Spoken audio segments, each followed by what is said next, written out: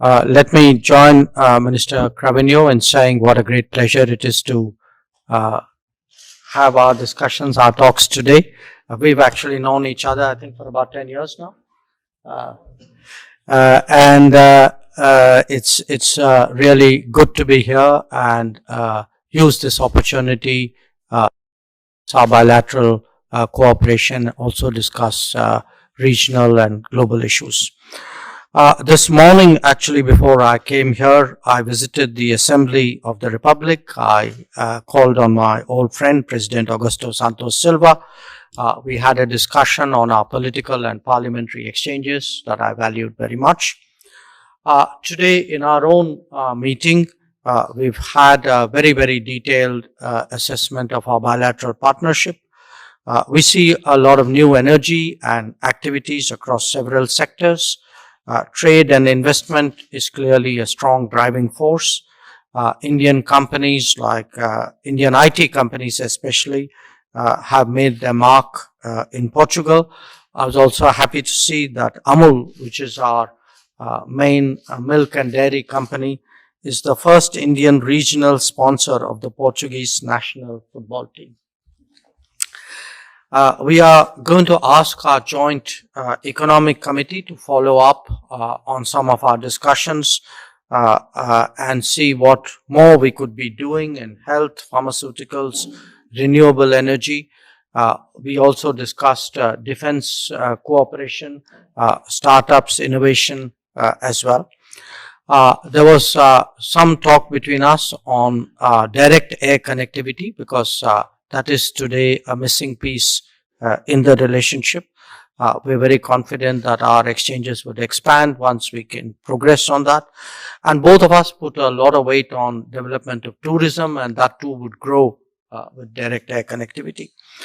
As the minister mentioned, we spoke about cultural cooperation, about the maritime heritage complex in Lothal, which we are developing in collaboration with Portugal.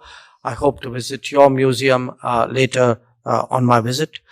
There was some discussion on how we could work trilaterally in third countries because both of us have some history of doing development partnerships, capacity building, education, health. So to the extent we can pool our resources and our experience and our relationships here, I think we will be able to do more good in a efficient way. We reviewed the implementation on the agreement of the recruitment of Indian citizens to work in Portugal. We have agreed on a standard operating procedure for that, and there will be a pilot project to take it forward.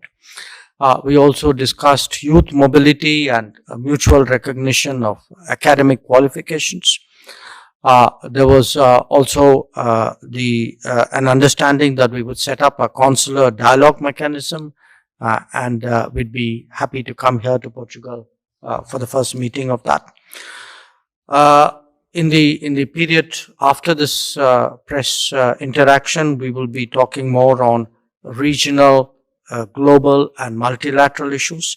I do want to say that we have always regarded Portugal as one of our key partners in the European Union. The first ever India-EU summit was actually held in 2000 under the Portuguese presidency. And the first ever India-EU at a 27 leadership summit was also held in 2021 under the Portuguese presidency. It had to be virtual at that time because of the COVID. So we count very much on Portuguese support for our FTA negotiations with the EU that is underway. I will be briefing the minister on India's G20 presidency, which has seen some progress on key global challenges like SDG realization, green development, digital public infrastructure, sustainable lifestyle, food security, and women-led development. As he pointed out, we will definitely be talking about what we call West Asia. I think you folks call it Middle East, the conflict in Ukraine, developments in the Indo-Pacific. I think these are all subjects that will be on our agenda. We look forward to marking in 2025 the establishment of 50 years, re-establishment of our diplomatic relations. And finally, I want to say that we are very proud of the Indian diaspora in Portugal. We believe that they contribute very substantially to your growth and progress. I had an opportunity to meet members of the diaspora today. I will be talking to them in greater numbers tomorrow. I hope, Minister, you can join me on that occasion. I also hope to call on Prime Minister Antonio Costa later today. He has always provided guidance and motivation for us to enter this new phase of our ties. So I look forward very much to the meeting. So all in all, I would say that really we are two countries with a long-standing historical bilateral relationship, and our task is to move it into a more modern and multifaceted incarnation. I think today we have made some progress in that regard. I thank you. ಈ ವಿಡಿಯೋಗೆ like ಮಾಡಿ, share ಮಾಡಿ, ಚಾನೆಲ್ಗೆ subscribe ಮಾಡಿ. ಹೊಸ ವಿಡಿಯೋಗೋಸ್ಕರ bell button click ಮಾಡಿ. ಧನ್ಯವಾದಗಳು.